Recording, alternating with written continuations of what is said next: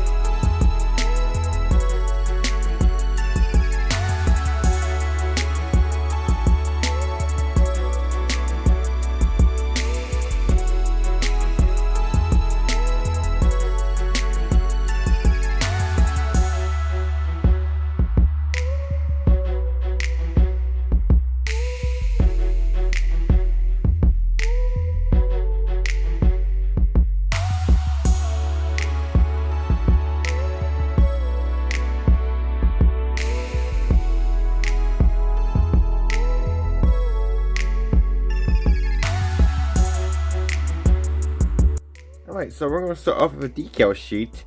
Very small decal sheet for this, but very necessary as well. You do got some sponsors here and there. And then you do have your number 76.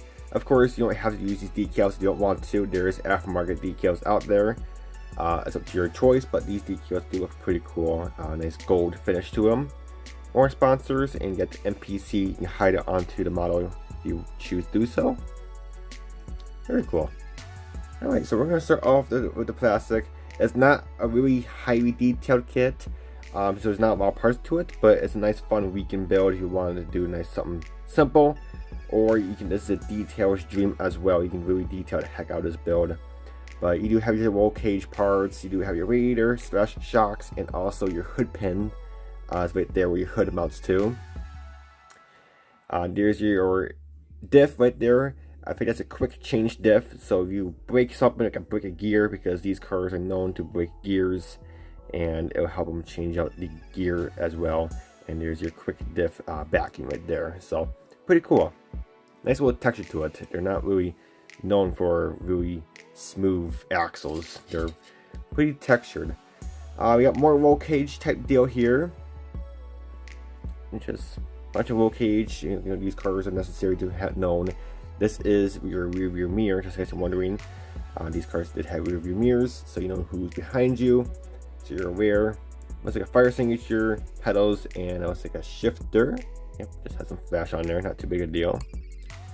And then your floor with some nice ribbon detail, very nice. And then your bottom. These cars are not too special. Usually the floor on these cars are just aluminum, and it's just that. Here's another part of the interior. This is the back of the car. Again, more rivet detail. There are some injector pin marks on here. Not too big a deal. You can fill this in and sand them out. Just be careful. Just be careful with the rivets. If you care about those, if you don't, then you can sand them off. It's up to you. You do have your one-piece frame right here. This is actually a really nice frame. It's a little bit flash, but not too big a deal. Very nice. You get your gas tank right there, which I'm assuming that's that one little thing we just saw earlier, your little gas tank. So very nice frame. It looks to be very straight. Oh yeah, that's super straight. If there's a little warpage, you can always hit with a lighter or some hot water to straighten it out for you, but not too big a deal. But this one is super straight. Your engine mount, your front suspension right there. Again, very nice frame. More rivet detail, cross members, very nice. Here's your wheel tree. And speaking of wheel, here's the steering wheel. Very nice steering wheel, nice texture for the wheel part. And more rivets. That's pretty cool. Let's see, your wheel backs right here. Nothing too special. And here's your wheels right there. Very cool. You can paint those in any color you want. These cars are just painted in wild colors. So choose your do so. You can paint chrome if you want to deck them out, but these cars are not really decked out. They're usually aren't really chrome. They're usually just paint it whatever color you choose. So okay, another tree. What's my hood's about to fall off, so we'll break that off. I'll show you that here in a sec. But once you get your front bumper right here, air filter, firewall with some nice hose detail. You can grind that off if you want to and add some actual hoses, make more detail right there. And your rear bumper, and what's like one of your side railings for, you know, the guards that goes on the side of the car. And then your hood, very nice hood. And that's where your hood pins will go. That's where your radiator is, what those pins are for. And then you need some more hood pins. You can grind those off and replace those with fold edge if you do so. And then the bottom, more injector pin marks, not too big a deal. Take those off if you want to, or leave them. You know, you can see the bottom hood anyway. There is the other side of the railing. Broke off my tree, but it is there. If you want, you can bend these if you want to make your car look used, because these cars are always bumping each other, and these are kind of like a bumper for the side of a car. Pretty cool.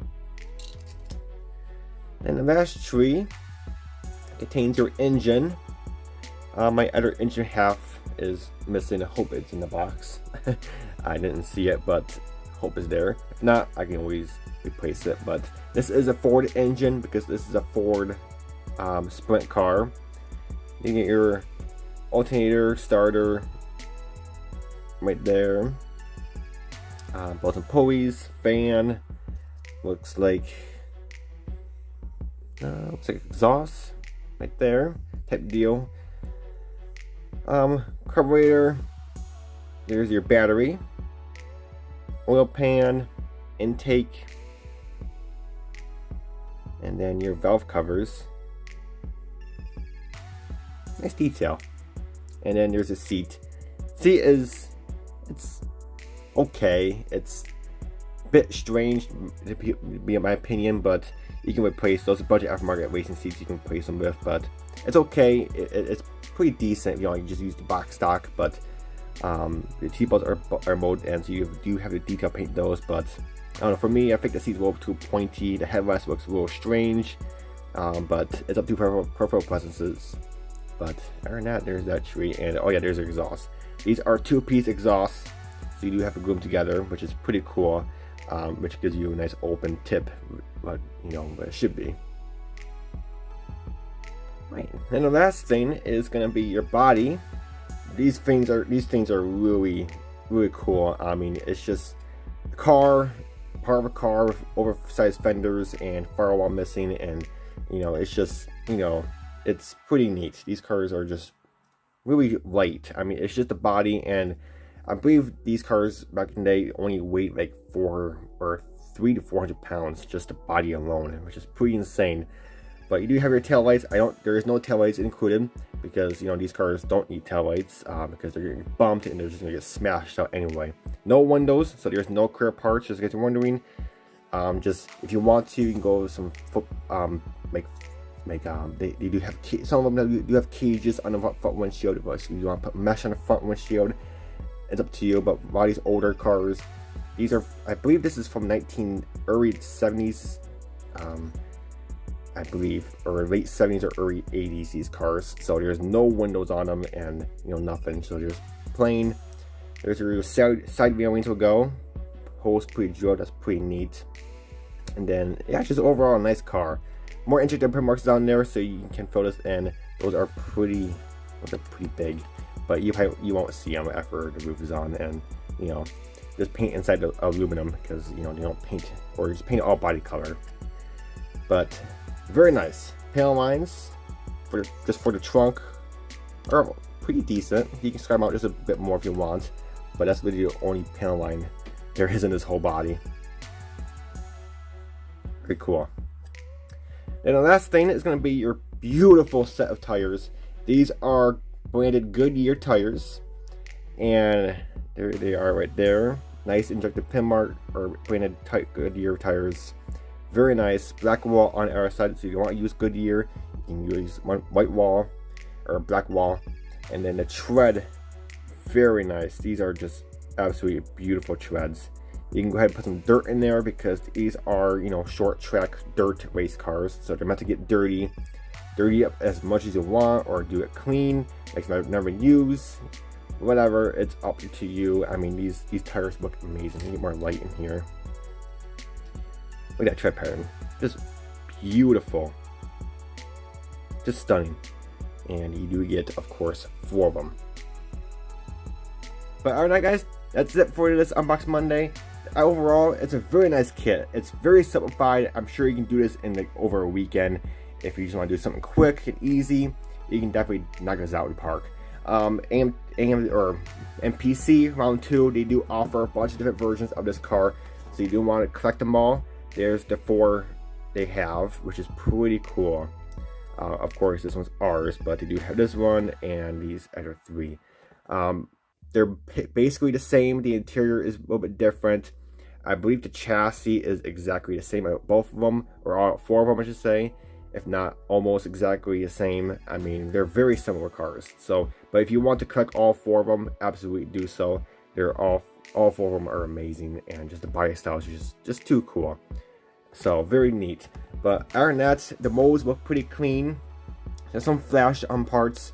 I'm not sure what kit you have. Maybe there's might be more flashed on yours than mine, but who knows? These AMT MPC kits, it's hit and miss. Sometimes you'll get one that's super clean and super crisp, and another one you might just get like flash everywhere. But not too big a deal. The molds are nice, and just a little bit of cleanup is definitely do so, and it should turn out as a beautiful model. So again, you can do it as a box art with the 76. You can paint your own way with the 76, or of course go with some aftermarket decal sheet with different numbers if you choose to do so. There's tons of parts out there for aftermarket. But alright guys, that's all for this video. Until next Unbox Monday, I'll catch you guys next time. Take it easy.